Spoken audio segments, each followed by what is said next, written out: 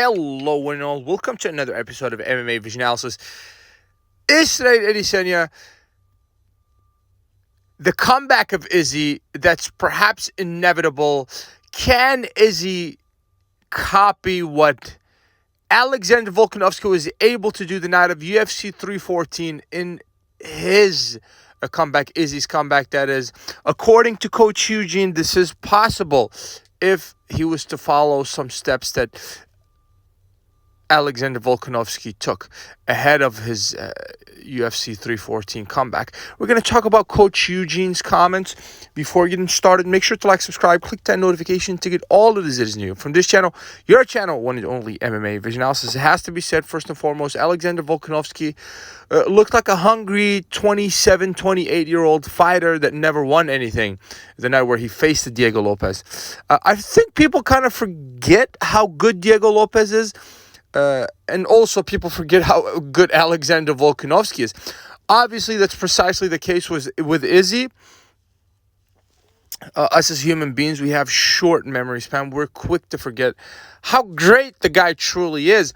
And in all honesty, personally speaking, I have doubts that Izzy can actually reach those sort of heights again, just because it's like things like speed that could potentially hinder his performances, and it's already have in his last 3 fights, obviously, and I think that could continue to be the case, just because this father time, something that you really can't it's very hard to do. You can perhaps delay the process, but according to Coach Eugene,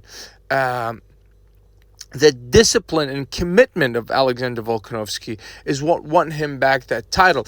I want to add something to that. I believe where Alexander Volkanovski fell short, or the reason he fell short to a guy like Ilia Topuria, is because he swayed away from his true game plans. What am I trying to say here? Standing toe-to-toe with Ilia Topuria and trying to outstrike the guy is where Volka fell short, right?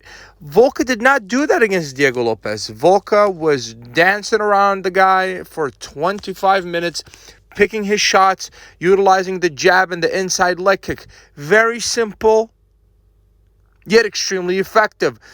He really did whatever he wanted at certain points of that fight against Diego Lopez. Yes, he was caught, but generally speaking, he did what you're basically supposed to do as a combat sports athlete. We made the comparison between Volka and Floyd Mayweather. The fact that, the whole point of fighting is like to hit and not get hit, right? But sometimes I think ego gets in the way and guys stand toe-to-toe with their opponents trying to prove a point. There's nothing to prove.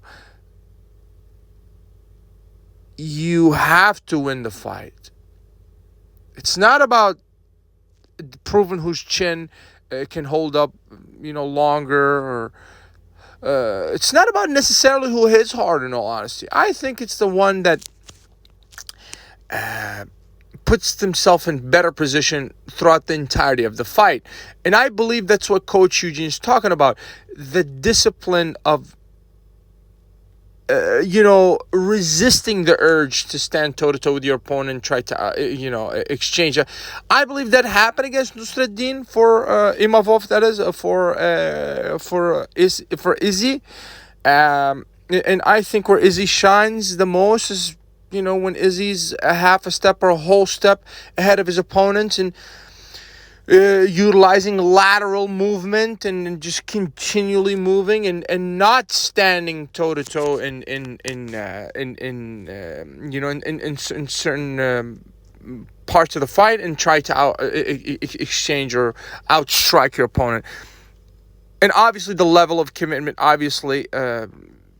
perhaps that Izzy had a few years ago that he probably is somewhat lacking at this point. Will Izzy come back to the octagon? It's probably almost inevitable that the dude will fight again. But the true question is that, who is he fighting? That's the real question. If you made it this far, I appreciate you for sticking around. Please let me know in the comments, like, subscribe for more.